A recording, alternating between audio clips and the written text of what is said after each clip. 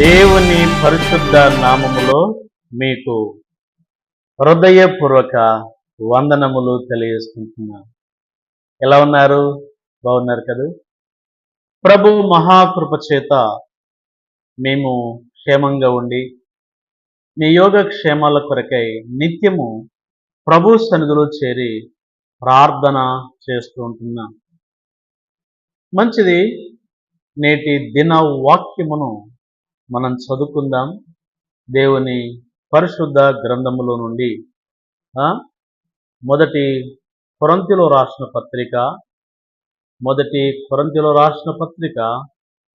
13వ అధ్యాయము 1-2 వచనాలు మనం చూసినట్లయితే అక్కడ ఒక మాట మనం చూస్తున్నాం. మన అంశము దేవుని పరిశుద్ధ గ్రంథములో నుండి ఉన్న లేనట్లే, ఉన్నది కానీ వ్యర్థం, అనగా లేనట్లే, ఉన్నా లేనట్లే. ఏమిటి ఉన్నా లేనట్లే? ఉండి కూడా ప్రయోజనం లేదు, లేకున్నా బాగుండేది అన్నట్లు ఆ విషయాలను మనం చూస్తాం. చూడండి, ఉన్నా లేనట్లే. ఏమిటి మరి ఆ విషయాలు మనం చూద్దాం. చూడండి, మొదటి కొరింథీయులకు రాసిన పత్రిక 13వ అధ్యాయము 1-2 వచనాల్లో మనం చూస్తున్నాం. మనుషుల భాషలతోనూ దేవదూతల భాషలతోనూ నేను మాట్లాడినను ప్రేమ లేని వాడనైతే మ్రోగిడి కంచును గనగనలాడు తాళమునై యుందును. ప్రవచించు కృపా వరము కలిగి మర్మములన్నీ జ్ఞానమంతు ఎరిగిన వాడనై అయినను కొండలు పెకిలింపగల పరిపూర్ణ విశ్వాసం గలవాడనైనను ప్రేమ లేని వాడనైతే నేను వ్యర్థుడను అని దైవజనుడు పౌలు గారు అంటున్నారు. నీకెంత విశ్వాసమున్నా, నీకెంత బలమున్నా, ధనమున్నా, అదిగో ప్రేమ లేకపోతే నీకేదున్నా వ్యర్థమే, ఉన్నా లేనట్లే. నీకు ఏది ఉంటేనేమి, ప్రేమ లేదు కాబట్టి వ్యర్థమే అనే సంగతులు అక్కడ మనం చూస్తున్నాం. యాకోబు పత్రికలో మరొక మాట కూడా మనం చూద్దాం. చూడండి, యాకోబు పత్రిక 2వ అధ్యాయము 14-15 వచనాల్లో మనం చూసినట్లయితే అక్కడ కూడా మరి ఒక మాట మనం చూస్తాం. అలాగైతే క్రియలు లేని విశ్వాసము అది ఒంటిగా ఉండి మృతము అగును.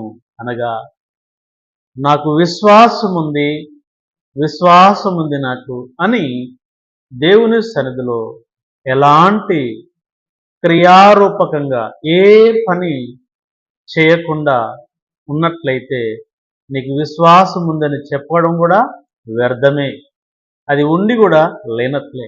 నీకు విశ్వాసం ఉందంటే అది క్రియలతో కూడిన విశ్వాసం, అనగా పనితో కూడిన విశ్వాసము ఉండాలి. దేవుని సన్నిధిలో నువ్వేం పని చేస్తున్నావు, ఏం పని దేవుని ద్వారా నువ్వు పొందుతున్నావు, నీ విశ్వాసము ద్వారా అది క్రియలు కనబడాలి, పని కనబడాలి. క్రియలు లేని విశ్వాసం అది మృతము, ఉండినా లేనట్లే.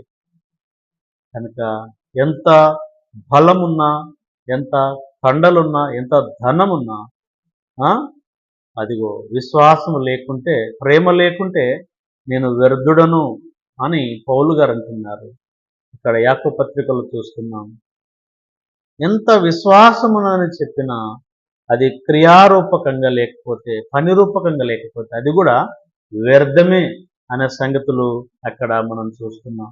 మూడవదిగా మరి మనం గమనించినట్లయితే దేవుని పరిశుద్ధ గ్రంథములో నుండి మొదటి యోహాను పత్రిక 3వ అధ్యాయము 17లో మనం చూసినట్లయితే అక్కడ కూడా ఒక మాట చూస్తాం. చూడండి, ఈ లోకపు జీవన ఉపాధి గలవారమై ఉండి తన సహోదరునికి లేమి కలుగుట చూచియు అతని ఎడల ఎంత మాత్రమును కనికరము చూపని వాని యందు దేవుని ప్రేమ ఎలా నిలుచును? ఎలాగూ నిలుచును? నాకు దేవుని ప్రేమ ఉంది, దేవుని ప్రేమ నాలో ఉంది, దేవుని ప్రేమ నాలో ఉందని నువ్వెంత చెప్పినా అదిగో ఆ చెప్పిన దానికి కరెక్ట్గా నీ సహోదరునికి, నీ తోటి సహోదరునికి, నీ కండ్ల ముందున్న సహోదరుడు నీవు సంపన్నుడవై ఉండగా నీ సహోదరుడు లేమి కలిగి ఉన్నప్పుడు అతని పట్ల ఏమాత్రము కనికరం చూపకపోతే నీకు ప్రేమ ఉందని ఎలా చెప్పగలుగుతున్నావు? అది వ్యర్థం. నిజంగా నువ్వు ప్రేమ కలిగిన వాడవైతే, నువ్వు సంపన్న స్థితిలో ఉండగా, ఒకరికిచ్చే స్థితిలో నువ్వు ఉండగా, నీ సహోదరుడు లేమి కలిగి ఉండగా చూస్తూ ఉండలేవు. ఖచ్చితంగా దేవుని ప్రేమ నీలో ఉంటే నీ సహోదరునికి, నీ సహోదరికి నీవు సహాయము చేస్తావు, ఆదుకుంటావు. అయితే నీ దగ్గర ఎన్ని ఉన్నా సహాయం చేసే మనసు నీలో లేదు కాబట్టి నేను ప్రేమ గలవాడనని చెప్పుకోడు, అది వ్యర్థము. నీలో ప్రేమ ఉన్నా లేనట్లే అనే సంగతులు అక్కడ మరి మనం చూస్తుంటున్నాం. మూడవదిగా, నాలుగవదిగా మనం గమనించినట్లయితే తీతు పత్రికలో ఆ మాట మనం గమనిస్తాం. చూడండి, తీతు పత్రికలో కూడా అదే మరి క్రియలను గూర్చినటువంటి విషయాన్ని అక్కడ మనం చూస్తాం. తీతు పత్రిక 1వ అధ్యాయము 16వ వచనంలో మనం చూస్తాం, దేవుని ఎరుగుదుమని వారు చెప్పుకొందురు గాని అసహ్యులను, అవిధేయులను, ప్రతి సత్కార్యము విషయమై భ్రష్టులనై ఉండి తమ క్రియల వలన ఆయనను ఎరగమన్నట్టుగా ఉన్నారు. నేను దేవుని బిడ్డను, నేను దేవుని నమ్ముకున్నాను, నేను దేవుడు అంటే నాకు చాలా ఇష్టం, నేను దేవుల్లో ఉన్నానని అంటారు. కానీ వారిలో కూడా క్రియలు కనబడవు, మాదిరి కనబడవు. దేవుని నమ్ముకున్నానని అంటారు, అసహ్యంగా జీవిస్తారు, అసహ్యులుగా ఉంటారు, దేవునికి విధేయులుగా ఉండలేరు, దేవునికి అవిధేయులుగా ఉంటారు. అలాంటప్పుడు నేను ప్రభుని నమ్ముకున్నాను, నేను ప్రభు కొరకు జీవిస్తున్నాను, ఆ గొప్ప దేవుని బిడ్డను, నేను ఆ గొప్ప దేవుని కుమారుని కుమార్తెనని నువ్వు చెప్పుకున్నట్లు ఏమీ ప్రయోజనము లేదు. నిజంగా నువ్వు దేవుని ఎరిగిన బిడ్డవైతే అది అసహ్య కార్యాలను మానుకుంటావు, విధేయంగా ఉంటావు ప్రభుకు అవిధేయంగా ఉండవు, విధేయురాలుగా నీవు ఉంటావు, ప్రభుకు నమ్మకంగా ఉంటావు అనే సంగతులు ఇక్కడ మనం చూస్తున్నాం. ఐదవదిగా మరి మనం గమనించినట్లయితే లూకాసు సువార్త 13వ అధ్యాయము 6 నుంచి 9 వరకు మనము చూసినట్లయితే అక్కడ మరి ఒక చెట్టును మనం చూస్తున్నాం, అంజూరపు చెట్టు. మరియు ఆయన వారితో ఒక ఉపమానము చెప్పెను. ఒక మనుషునికి ద్రాక్ష తోటలో ఒక అంజూరపు చెట్టు ఉండెను. అయితే ఆ యొక్క అంజూరపు పండ్ల కొరకు ఎదురు చూస్తుండగా ఆ 3 ఏండ్ల నుంచి ఆ యొక్క తోట యజమాని ఎదురు చూస్తున్నాడు. కానీ 3 సంవత్సరాల నుంచి ఒక్క పండైనా ఆ అంజూరపు చెట్టులో కనబడటం లేదు. చెట్టు ఉంది కానీ ఫలింపు లేక ఉన్నది. అంటే ఉన్నా లేనట్లే, ఫలింపు లేని చెట్టు ఉన్నా లేనట్లే. దాన్ని బట్టి ఆ నేల వ్యర్థమైపోతుంది, దాన్ని నరికివేయమని తోటమాలితో యజమానుడు చెప్తున్నట్లు మనం చూస్తున్నాం. లూకా 13వ అధ్యాయము 6 నుంచి 9 వచనాల వరకు ఆ విషయాలు మనం చూస్తున్నాం. కనుక ఉన్నా లేనట్లే, నీకెంత విశ్వాసం ఉన్నా, ఎంత ఖండబలం అండబలం ఉన్నా, దేవుని ప్రేమ లేకపోతే నువ్వు ఉన్నా లేనట్లే, వ్యర్థుడవు అనే సంగతి మనం చూస్తున్నాం. రెండోదిగా మనం చూస్తున్నాం, క్రియలు లేని జీవితం, అది ఉన్నా లేనట్లే.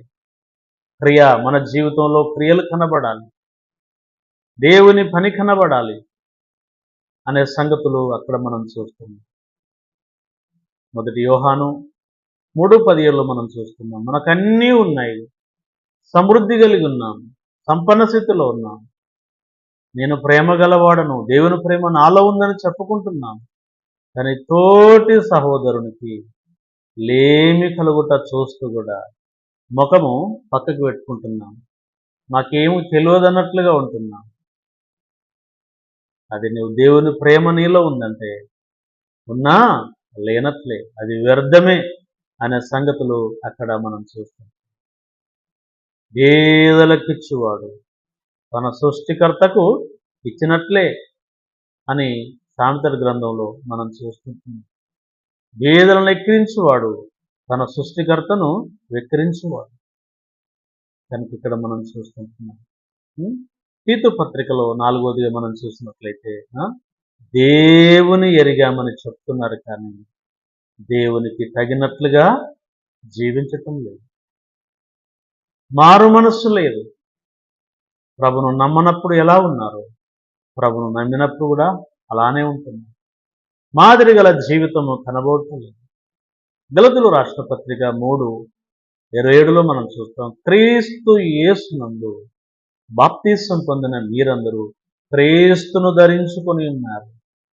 క్రీస్తును ధరించుకొని ఉన్నారు. మనం ఎక్కడికి వెళ్ళినా క్రీస్తు మనలో కనబడాలి. మనం క్రీస్తును ధరించుకొని ఉన్నాం. భౌతికంగా మనం ఏ బట్టలు వేసుకుంటే, ఏ డ్రెస్సులు వేసుకుంటే ఆ డ్రెస్సులు కనబడుతుంటాయి. ఆత్మీయంగా మనం క్రీస్తు అనే వస్త్రమును ధరించుకొని ఉన్నాం. ఎక్కడికి వెళ్ళినా క్రీస్తు మనలో కనబడాలి. క్రీస్తు ప్రేమ మనలో కనబడాలి. క్రీస్తు అనురాగం మనలో కనబడాలి. క్రీస్తు ఆదరణ మనలో కనబడాలి. అలా లేకుండా నేను దేవుని ఎరిగిన వాడను, దేవుని నమ్ముకున్నాను, దేవుని బిడ్డనని చెప్పుకోవటము వ్యర్థము అని చూసుకుంటున్నాను. చెట్టు తోటలో ఉంది కానీ అది ఫలింపు లేదు కాబట్టి అది కూడా వ్యర్థం. కనుక చెట్టు ఎవరో కాదు, ఆత్మీయంగా నీవే ఒక చెట్టువు, నేనే ఒక చెట్టును. తోట సంగమనే తోట. సంగమనే తోటలో చెట్టనే నీవు నేను ఫలించాలి. ఫలించకపోతే నీ ద్వారా నా ద్వారా సంఘం పాడైపోతుంది. ప్రభుకు అవమానం. అందుకే ప్రభు కోరుతున్నాడు, మీరు బహుగా ఫలించడం ద్వారా నా తండ్రికి మహిమపరచబడతాడని యోహాను సువార్త 15:8లో మనం చూస్తున్నాం. కాబట్టి వాక్యం వింటున్న నా సహోదరి సహోదరు, ఉన్న లేనట్లుగా మనం ఉండకూడదు. ఉన్నమా ఉన్నట్లే ఉండాలి, కానీ ఉండి కూడా లేనట్లుగా ఉండకూడదు. అనగా పైకి కనబడకూడదు. పైన లోన అంతా సేమ్ ఉండాలి.